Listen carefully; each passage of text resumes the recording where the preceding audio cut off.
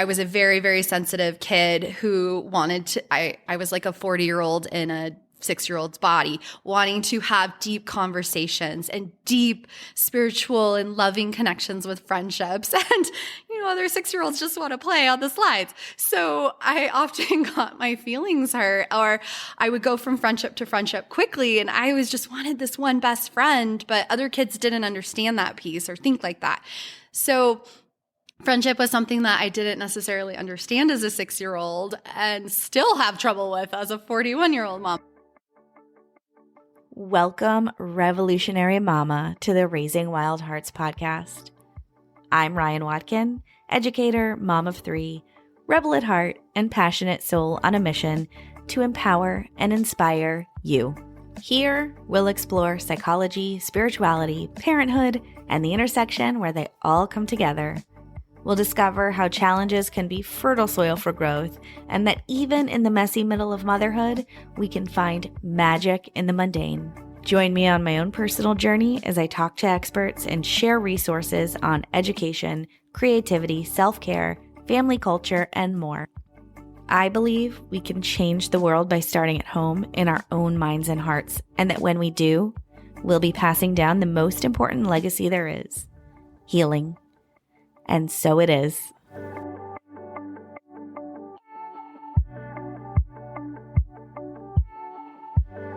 Hi, friends. Welcome back to the Raising Wild Hearts podcast. Today, I'm joined by Carrie Lingenfelter. Carrie is a former elementary educator, early childhood interventionist, speech therapist, and mama of 2. She's passionate about living life fully, raising her children to be the best versions of themselves, and connecting to other parents going through this season of life. She mentors parents in how to connect with their children, how to raise conscious kids, how to parent from their heart, and better support their gifted, spirited, and highly sensitive children. I love this conversation because Carrie and I had many similarities on our motherhood journey. And then also we really do a deep dive into what gifted, spirited, and highly sensitive means. So if you're someone who feels like, oh, that really rings a bell for me, or, oh, that really sounds like one of my children, this is going to be a really helpful episode for you. However, we cover a ton of content. We talk about what it means to be highly sensitive. We talk about friendship. We talk about children making friends. We talk about how to keep a positive mindset when parenting, and so much more. So Carrie is also a fellow podcaster. So head over right now, wherever you're listening to your podcast, to Heart to Heart Parents, Mindful Tools for Raising Conscious Kids. That is Carrie's podcast, and it is in my queue. We talked about before we started recording this episode that we're both podcast lovers, and so we each have each other's podcast in the queue to listen. So go out there and support our fellow podcasting mama and hit follow and leave her a 5-star rating and write a review if you feel inspired. And of course, share this episode with a friend. All right, let's dive in. Please note, the opinions and perspectives of guests on the Raising Wild Hearts podcast do not necessarily reflect the views of Ryan Watkin or anyone associated with the Raising Wild Hearts podcast. Hi, Carrie. Welcome to the Raising Wild Hearts podcast. Hi, Ryan. Thanks so much for having me. Yeah, I am ridiculously excited to get into this conversation today because I feel like we have a lot of similarities in the content that we create. And so I'm really excited to just kind of do a deep dive. And there are so many places I want to go, which are going to be up, down, and all over the place, which is great. But I'd really like to start with one thing that I think is the through line.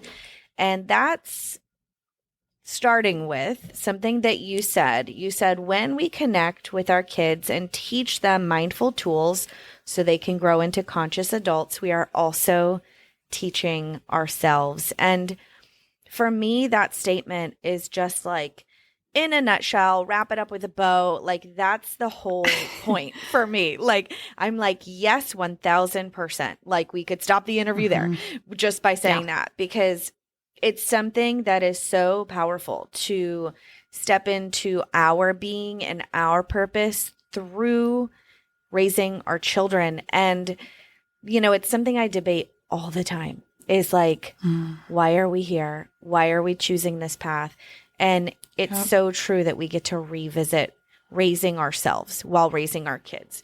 So let's start there. How did you come to that conclusion? Was it as messy as my journey finding that out? Yeah. And what launched you on this path?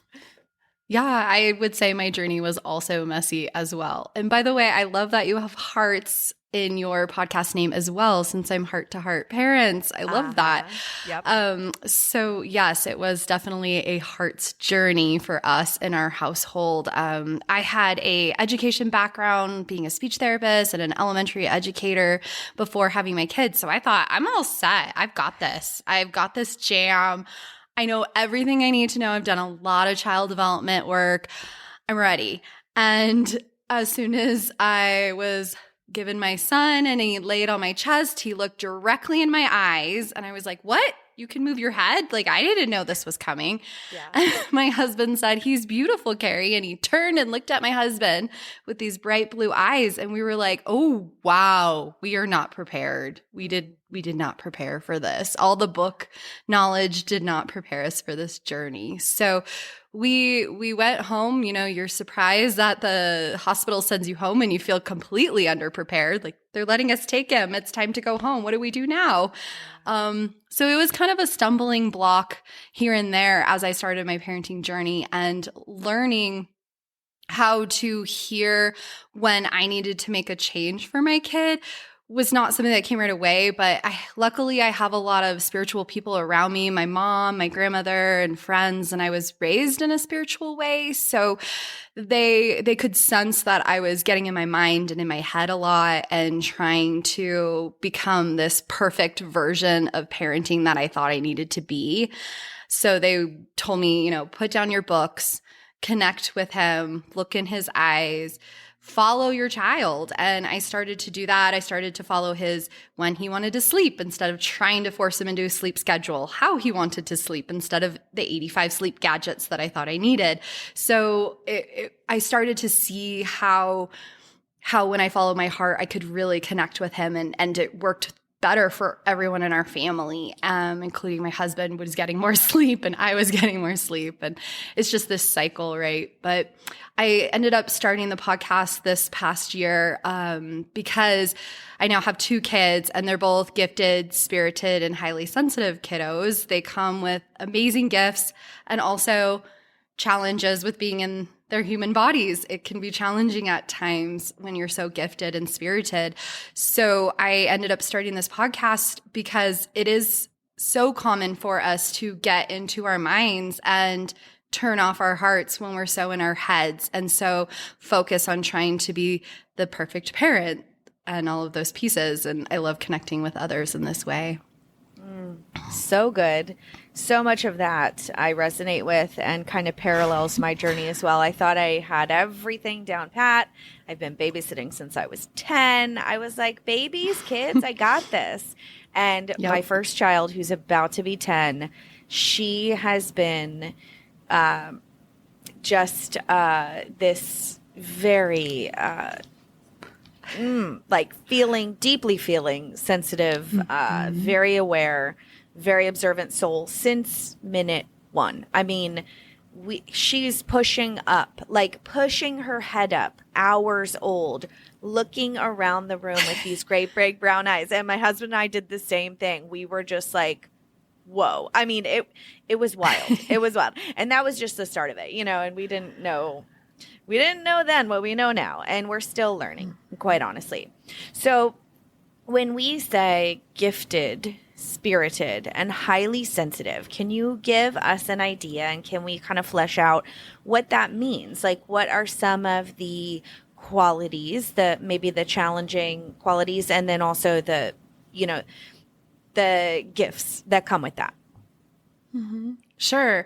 And that's a huge piece, is focusing on the gifts. So when I say gifted, I'm talking about just the version of knowledge coming quickly. And it goes along with the spirited piece of coming into the world ready to run, coming into the world ready to explore with all of the deep, meaningful questions. Last night I was putting my daughter to bed. We were having a nice moment. We were all calm and saying goodnight. And she said, Mom, what is cancer? And how does cancer develop? I'm like, oh, well, yes, that is less than a 2-minute conversation, or longer than a 2-minute conversation as we're putting you to bed. But these spirited pieces of wanting to be the adult, wanting to take on more knowledge and explore the world. And then the highly sensitive piece, I feel like that one's growing so quickly, and so many people are starting to identify with that. And my husband and I both identified with the highly sensitive piece before we had kids, and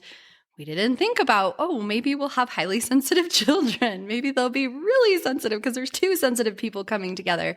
But I think when I tie all these together, I talk about how when we're gifted, our brain is working so quickly and absorbing that knowledge so quickly that sometimes the signals can be very loud for our kids. Sometimes those signals and those sensory pieces of things going on in our day can be extra challenging. And we need that extra support, love, kindness, compassion, and space to help process these loud signals that can be louder than they are. They can be louder for our kids than they may be for other kids.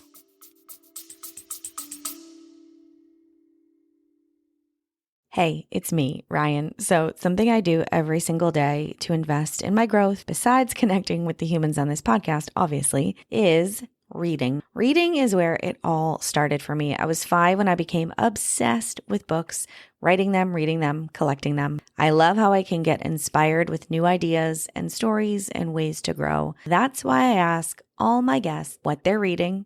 And finally, you can check out all the book recommendations from the experts and authors on the show in one place at raisingwildhearts.com/books. There are some life changers in there like You Are the Placebo, and a few hidden gems like Sacred Motherhood and Living, Loving, and Learning. So if you want to get your hands on your next great read, check out the full list by heading to raisingwildhearts.com/books. Okay, back to the show.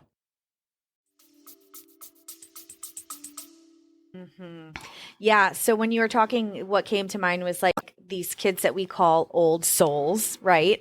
And then these really just super curious kids. Like one of my children has asked me, but where did God come from? Who made God though? God made everything. Universe made everything. Creator made everything. But who made Creator? Who made God? And I'm just like, well, I just love these conversations with you because I love pondering that, but I really don't know. And so it just, it's so beautiful if we allow and let them take the lead and really like, instead of like shutting it down, going like, I don't know, that's such a good question. Let's ponder that. Let's contemplate that. And, you know, bringing it back up. And I love that. And it's always right before bed. There's some sort of intuitive something that's like, let's get into this deep conversation right before bed. So something you said really has me pondering a question. And you said getting out of your mind and into your heart. And for me, I've really been exploring this embodiment piece, and not only getting into the heart, but getting like into the groundedness of being on this earth, which can feel challenging for someone who is highly sensitive. I also very much resonate with that label, but didn't realize it until I had children. They were the ones that kind of sent the signal to me, and I went, oh, wow, everything I've been doing, now this all makes sense. It all makes sense. But so getting out of our minds, which quite honestly, many of us, you're an educator, we were trained to do in school. We're trained to problem solve. We're trained to work out the math problem. We're trained to, you know, critically think and all these things. But when we're up here in our mind constantly, it's an easy habit to get out of the body. We're very much in this mental realm, and it's, you know, we don't feel grounded. So how do you find that balance between the body and the spirit and bringing the two together? Because it's not just one or the other. They have to coexist. Right, right. And there's a huge piece. I think it's like a trending word right now, right? Mind body connection. There's so many of us that are starting to understand these pieces. And I've learned so much, and I'm still a work in progress. Like there's so much to explore and learn in this area. And I've actually been learning that, teaching my kid and both my kids, these pieces has been so valuable in their lives. So one tool that I love to do with my kids is, say we're outside painting with chalk and there's some chalk sitting there. I will ask them, what are you drawn toward? What does your body feel it wants to go toward today? Oh, you're picking up the green. When I pick up green, it makes me think of trees and leaves. What does the green feel to you? What do you feel in your heart? And I bring the awareness piece to, oh, it's just a piece of chalk, right? That's what our mind is. Chalk green, draw trees. But your heart and that connection, right? It's taking that time to be present and to expand. And I love to model that for my kids, while also wanting to do it for myself too, right? I love that you're bringing up the highly sensitive mama, because I see so many people on social media talking about, whoo, this is really intense. Being a mom can be really intense when they're screaming a lot and my sensory system and my nerves are just worked up and I want to be present with them. There's these new little, they're like a filter, and I need to find the name of them because I need to get them for myself as well. But you can put this filter in your ear. It's like an earbud that calms the noise down. And so then you can be present with your kids, but also just have some of that sensitive piece filtered out, right? Sometimes when I'm washing dishes and my husband's trying to help the kids brush their teeth, it's kind of our rhythm. I'll put in my headbuds and I'll listen to a podcast. Sometimes I'm podcasted out and I just need fiction. So I'll listen to a cheesy fiction story because I need my brain to just be chill and to just be in the present moment of seeing the soap bubbles, feeling the soap in my hands, focusing on cleaning the dish. And that's my mindful piece that I'm using in that moment and connecting back into my body while also tuning out some of the noise. There's also with the sensitive moms, there's the piece of knowing, do I need to step out for a minute? I've been with my kid, I've been connected, and she's having this meltdown, and maybe we need to help her reset, but I feel like I'm going to scream. So I'm going to take 1 minute. I'm going to go in my room. Like, mom's going to be right back. She has to go use the restroom, breathe for a minute, try to ground myself. Sometimes I picture like a waterfall cleansing off all the energy and come back ready to connect and help comfort while mom's system is also recharged. So it's helping the kids develop the tools and understand the mind-body connection is so powerful for their systems. Imagine where they'll be in 40 years when there are, or 35 years when there are ages, if they have these tools now. So, and then also helping moms and dads understand that it can be challenging to be raising these kiddos and we need to reset our system. The other buzzword, right? Self-care. Totally. Yeah. So one of the things I'm like constantly maybe getting tripped up on is like, I am putting these things into place and raising my kids in this way and making really good and different choices and being really present. And, I'm like, Yeah.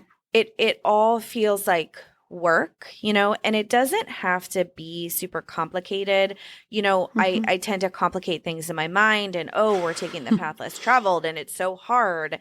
And I found that the reframe is really helpful on that. But one of the things that I find myself still getting tripped up on is that like there are no guarantees in life. Like I'm trying to, in a way, raise my kids in this way because I feel that it will help them deal with life's challenges. I feel like it will help really protect them in a way from much suffering or addiction or, getting caught up with the wrong people, just protection from these choices that we make throughout life. And yet I still have this tiny little fear voice in the back of my mind going, well, you never know. Well, well, everyone's on their own journey.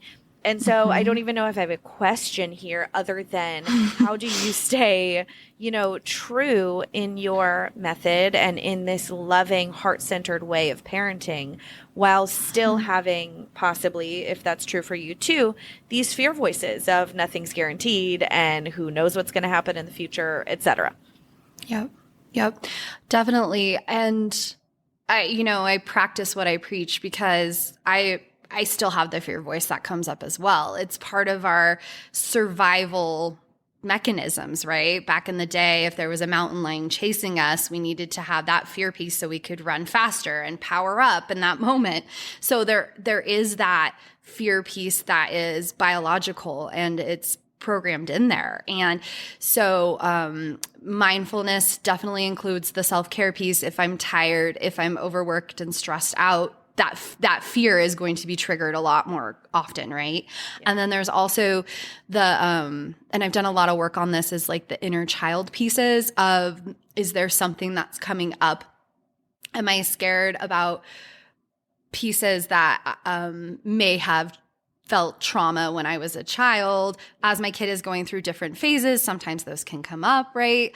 Sometimes we can feel really intense, like, oh, I need to fix this in my child. And then we have to look back at what is it that's causing us to have that fear factor that I have to fix this piece of my kid or they're going to end up unhappy as an adult. So it's looking back at what is the trigger in us, what is causing this to erupt and flow in us.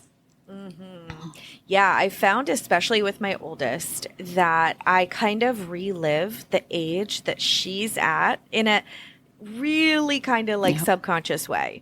But I've noticed me projecting certain things on her when she was 4, when she was 6, when she was 10, of what I was going through at those ages. And so to be really aware of that, I think for me has been key, because then I'm not like loading my story on her, and it took me a few years to like realize that I was doing it.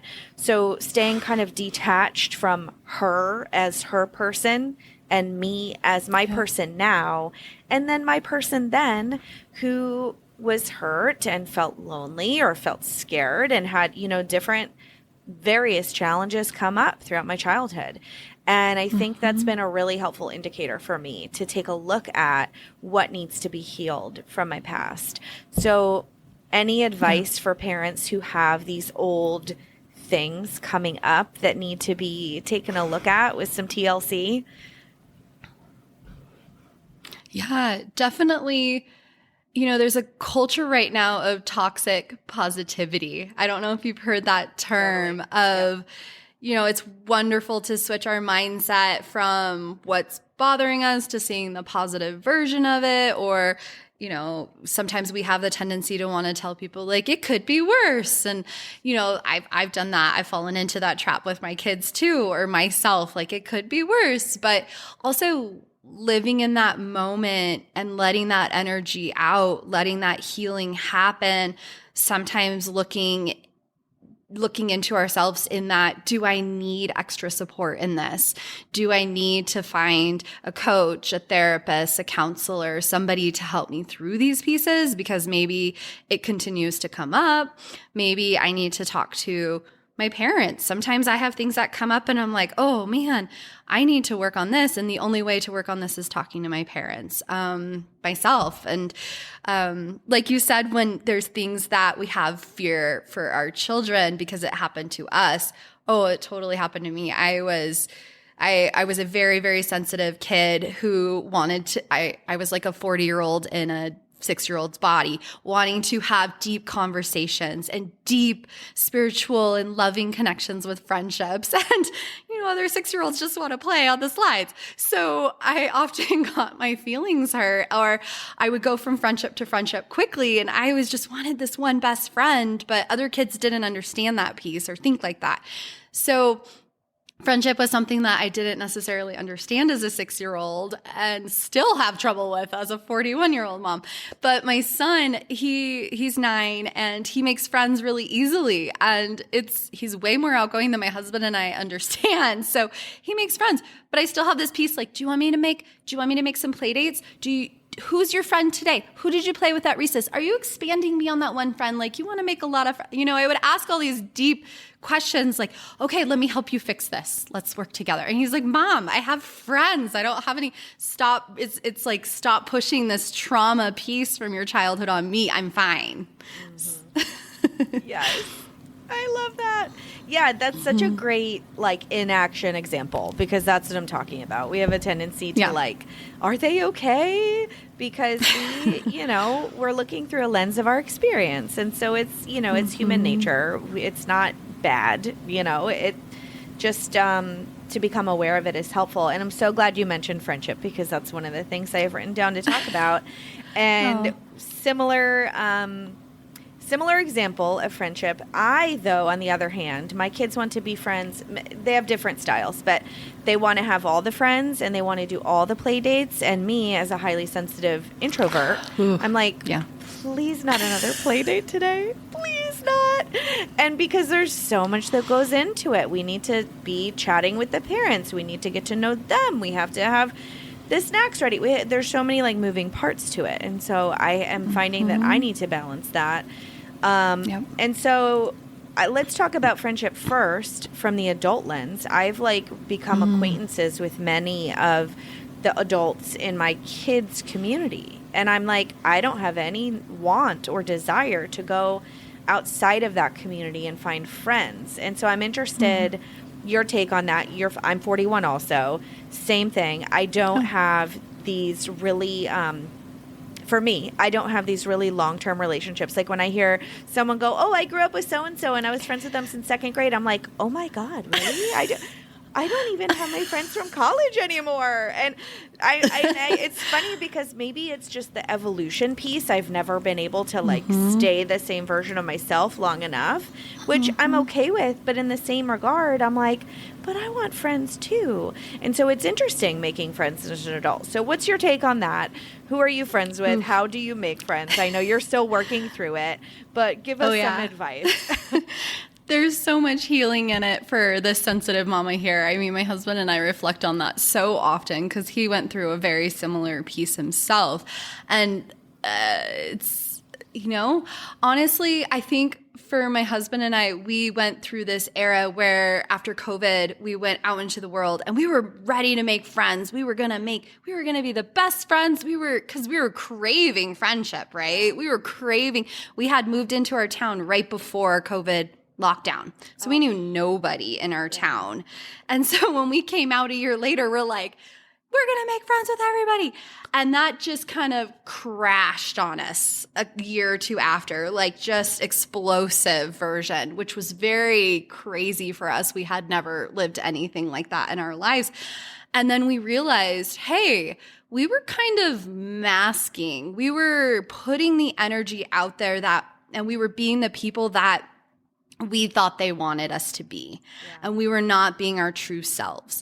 And we were living the plastic version of perfection. We were having our children be the perfect version of kids. And as soon as people started to see our kids being our kids, sometimes my son is grumpy, sometimes he lashes out at his sister. And, we have to follow him and take breaks. And it was just too much. It just exploded on us. So I think my husband and I are at the point now, and it feels really good as we both he turned 40 a little bit after me, but it was just this coming in of, it almost was like a spiritual awakening is this term, right? Becoming our own. If you don't like us because sometimes we're messy, and even just letting people into my house, my kids are more sensitive, so asking them to clean up, I have to read their energy levels. Are we at a point where we can handle it? Nope, today's not the day. Mom's going to pick up a little bit, but also I have to draw boundaries myself with picking up so I have enough energy for my kids. So coming back to the friendship piece, do I feel energized enough to have them into the house? Am I okay if they look around and they're like, oh, this is messy right now? Am I okay receiving that energy? Because you have to read your energy levels and see where you're at. Am I okay with them seeing this true side of me right now? Do I feel comfortable in this? I'm definitely walking more slowly in friendships than I used to. And that's where I am for myself. That's what's worked for me. I'd be curious what your thoughts are. Yeah, well, I love the do I have enough energy for this piece? It's a question I've been asking myself a lot lately. How do I feel when I complete this task? Or how do I feel when I'm at this play date? Or how, and reading my own energy levels. Am I feeling drained after I see this person or talk to this person?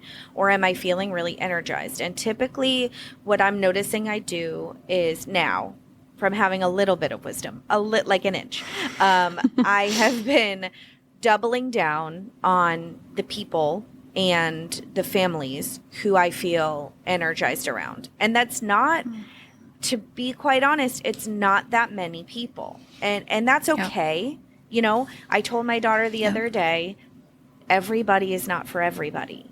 And because she is in school for the first time, we've homeschooled for a number of years, and she has a really big class. A lot of girls are in her class, and she's like, so-and-so, said this about this person, and so acts like this.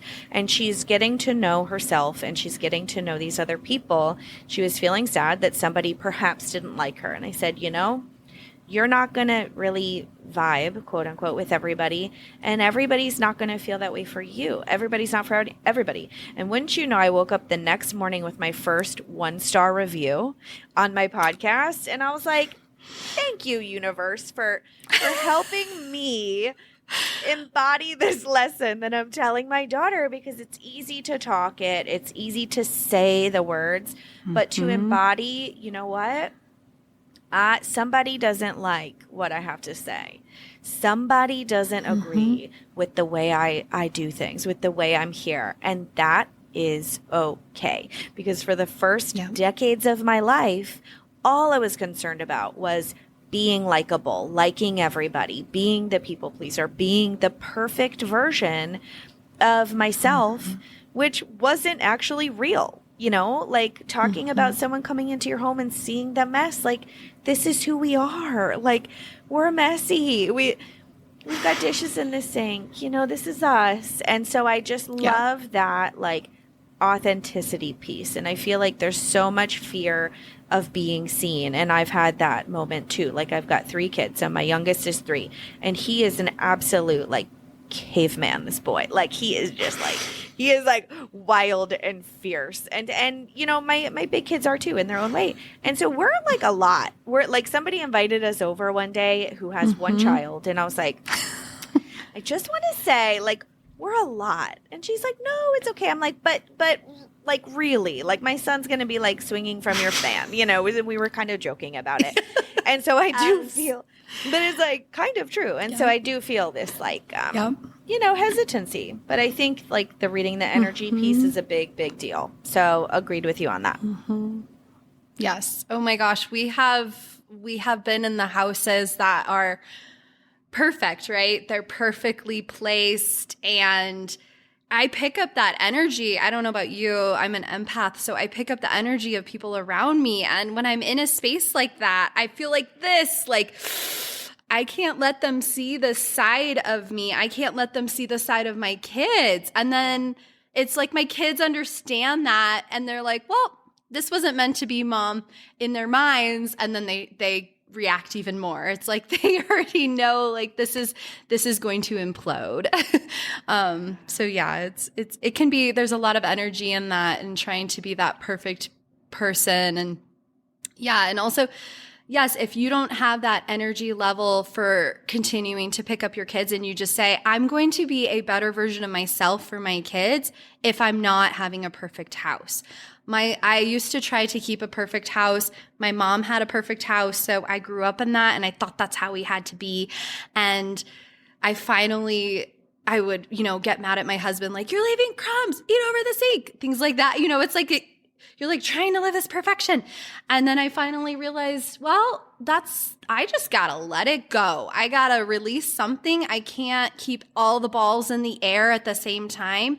Being a good mom that's connected to my kids and and not screaming at them because they made a huge mess, like talking to them about, well, let's pick it up together. Like that was more important to me than having the Pinterest house. Yeah, totally.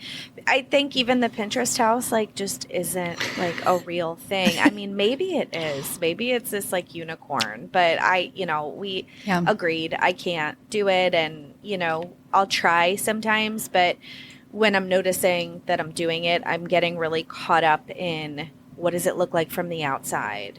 What, and that's the type of stuff that doesn't actually let like the true humanity show. And for some reason, like before our conversation, judgment just kept coming in for me. Like as I'm doing my notes, like the word judgment. And I'm like, I don't know why, but we're going to talk about judgment. And this is what this is the whole point. Like we're judging ourselves first, but then we're having this fear of being judged by others. And I think too, in a way, like in regards to the friendship piece, I'm so overly critical of people because I'm so overcritically of myself. You know what I mean? Like I hear myself like judging other people, and I'm like, well, no wonder I don't want to let anyone in my house. I'm scared of that they're going to judge me as harshly as I'm judging them. And so I think really like shining the light on that, and it is a human tendency to judge. I think it is like, but also like, I don't know. Tell us if you have any experience with judgment and maybe how you kind of curb it or like compassionately address it. Yeah. And I think for me, I come from the heart with friendships in that I think it is important to not have judgment, but to have boundaries.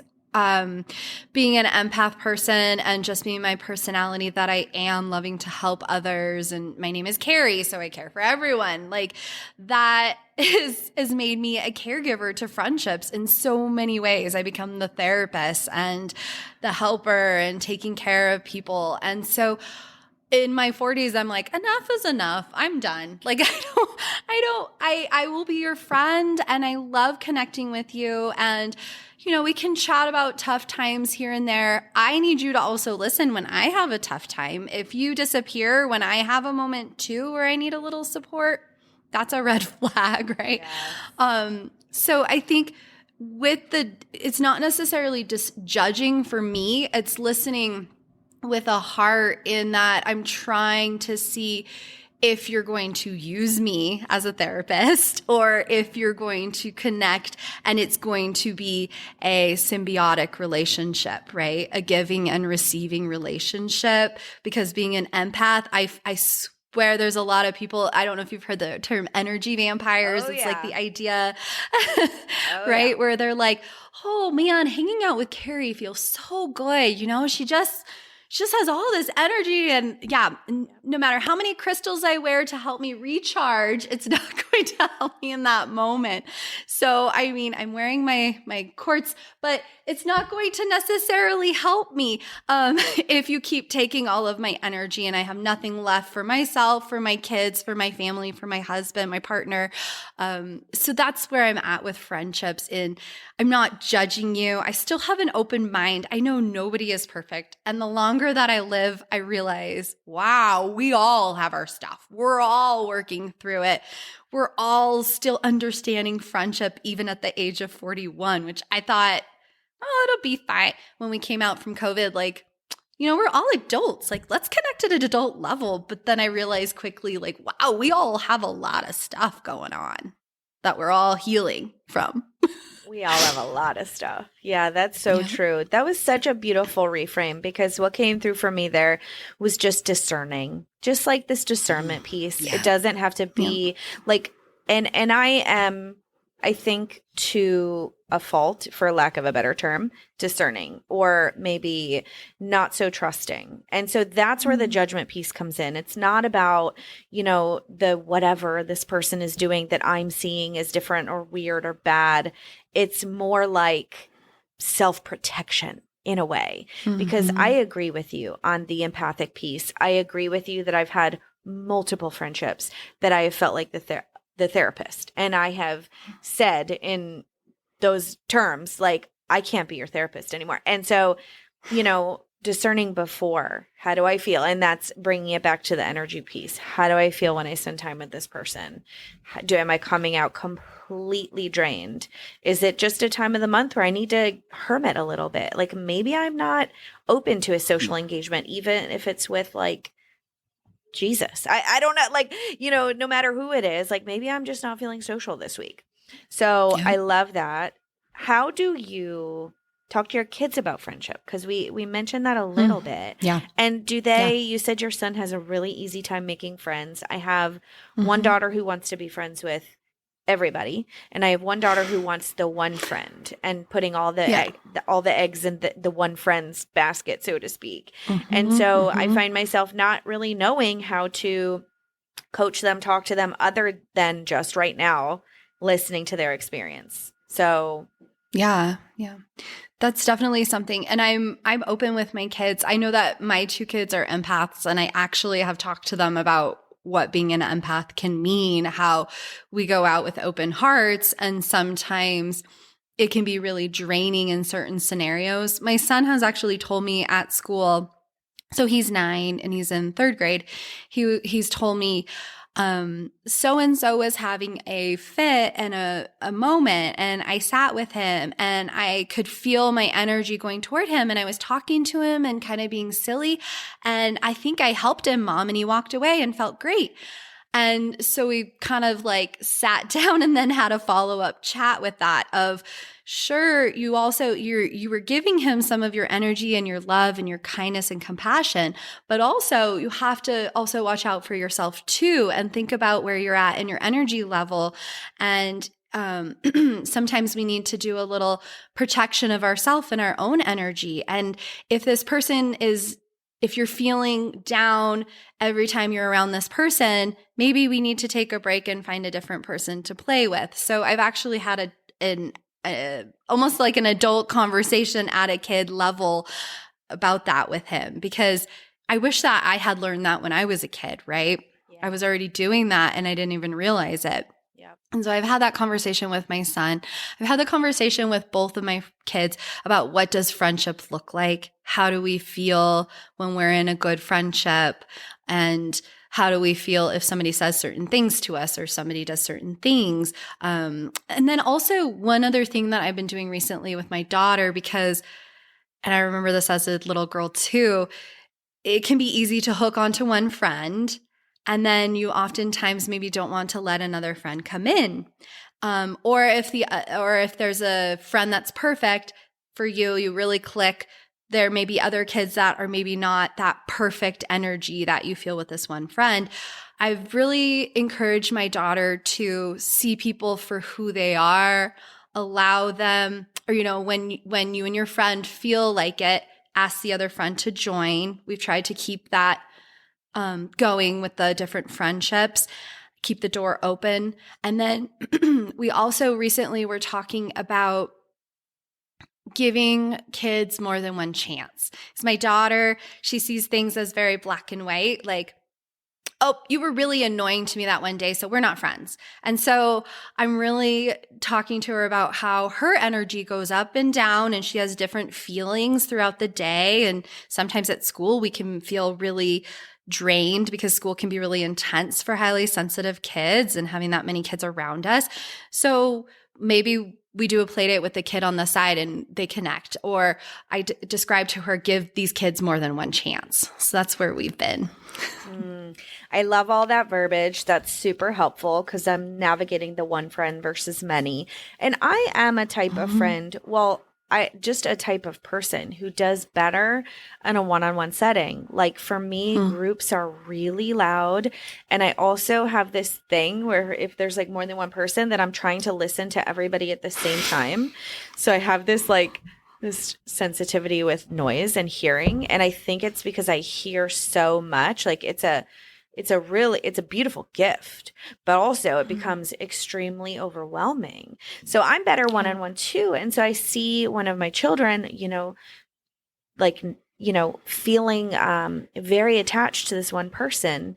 And I'm like, wow, that's so beautiful. She's got this one person that she feels super comfortable with.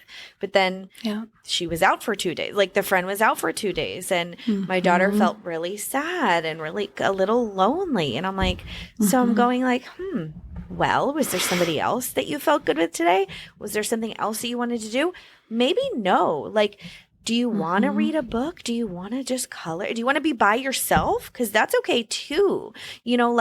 Really, I love how you just like put the awareness there. Like, notice how you're feeling too. Notice when you're giving or over giving, because I think that's so important. So, oh yeah, yeah. So as we start to wrap up, let's see let's talk about mindset a little. We've mentioned so many things, but in those really challenging moments when maybe we're not at our best self or we're having a hard week or there's external stressors that we're trying to navigate as adults in our world, like how do we keep a super positive mindset amidst those challenges that life throws at us always? Sure. And you can have all of your mindset pieces. You can have the work that you try to do in changing your mindset, focus on what you want to see happen instead of what you don't want to see happen. You can try all of those tools. I feel like in a more extreme situation, I love having a support network, right? My husband is my support network. My mom is my support network. Friendships have been harder for me. I did have some, but it's kind of fizzled out. So I feel like having that supportive person that you can talk to, connection really does help. Having somebody that just will listen instead of trying to provide tools to fix it, which sometimes I have to tell my mom, like, I just want you to listen. I don't want you to fix it, because she doesn't want to fix it as a mom. So really just that person that you can do. Also for me, going for a walk, going for a shower. When I go in the shower, sometimes I'll picture like the energy of the day washing away with the water going down the drain. I'll picture that. Meditation is great. Sometimes you just need to move that energy up and out. So a walk can be a great way to do that, or like a run, but some type of physical exercise. Pilates is great for me too. So I think that there's so many pieces of, yes, we can try mindfulness. Yes, we can try the meditation and stuff, but sometimes you just need to really move. Sometimes you need to talk to somebody too. Yeah. Love that. Those are great tips. And I agree with many of those. And, a lot of the times I will be the type of person who just like turns on a podcast and wants to hear like a really inspiring conversation.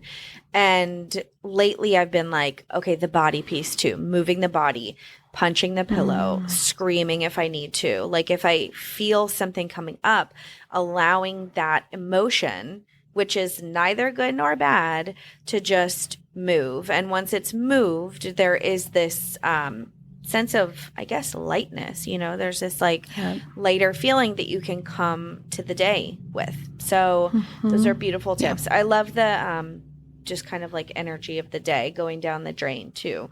That's super helpful. I pictured me with like my sage wand in there, just like, getting rid of all of it too. Yeah, sage it out. I love that. Sage is a great one. My husband, one time when we moved into our house, I asked him to go get a sage stick, and the only thing they had was like this giant one. So we were going around our new house, well, it's new to us, new house, saging it. We're like, open the windows. This is a really intense one. So, come back to it if you need to. I love that. Yeah. Love it. So I'm going to ask you the 3 questions now that I ask everybody toward the end of the interview. But before I do that, where can we find you, follow you, and obviously listen to your amazing podcast? Yes. So I have Heart to Heart Parents podcast on Apple and Spotify. We also have Heart to Heart Parents podcast on Instagram, YouTube, and also hearttoheartlife.com is our website that has all the links for everything. Amazing. All right. The first question I have for you is, what's bringing you joy today? Ooh, probably my son was having so many amazing moments and just, I love you, Mom. I can see why Dad married you. I just was having all of these really sweet it was just like, I don't know what this energy is right now, buddy, but I am loving it. So that was my highlight of my morning. That's so sweet. I love it. My baby is my boy because I've got two older girls, and it's so funny just having like this little masculine being. Like he will, every time he goes outside, if there's a flower on a bush in like a 5-minute radius, he will seek that flower out and bring it to me. I have like pocket full of flowers all the time, and it's just like the sweetest little thing. Makes me giddy. I love that. Love that, Ryan. I used to get rocks and worms. So I'm glad you get flowers. That's so funny. There's a little bit of that too. He found his centipede yesterday. He's like, Mommy, you hold it? I was like, no, thank you, my love. I'll take the flowers though. Yeah. Rocks and worms. Love it. Such a boy thing. Although my girls used to like worms too, but not so much anymore. All right. Now the next question is, who or what has taught you the most? Yeah. So my grandmother was a very spiritual person, and she's now passed, but she definitely has been like one of my main, and also my mom is also very spiritual. So now she's taken on the new role of connecting with me and helping me reconnect to my heart when I need it. That's so amazing to have two matriarchs like that in your life, like just kind of showing you the way and leading the way. That's amazing. Yeah, I'm really lucky. Yeah, you are. And the last question I have for you is, what are you reading right now, if anything? Ooh, that's a good one. I am in the process of reading The Spirited Child by Dr. Lisa Miller.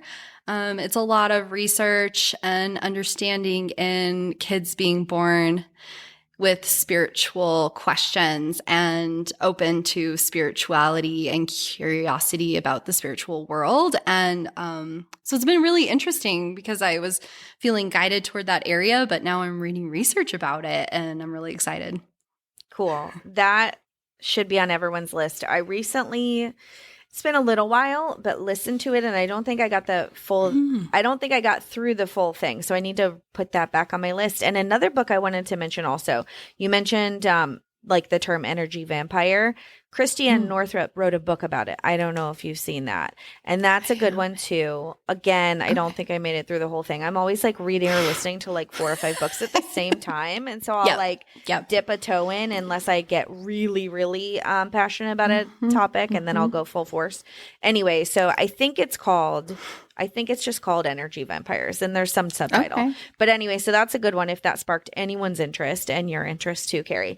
All right. This has been absolutely amazing. Thank you so much for the work you're doing in the world. I really believe that you are sending out a ripple of love. Yes. Thank you so much, Ryan. It's so lovely to connect with other change makers in our world. Hi again, friend. If you're listening to this, you made it to the end of a Raising Wild Hearts episode. Yay! Make sure you're subscribed to the podcast so you can hear more amazing conversations just like this one. And here's the deal. If you made it this far, go ahead and hop down on your podcast app and rate and review the show.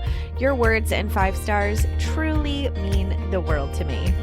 Thank you for your support of the show. Thank you for showing up and listening week after week.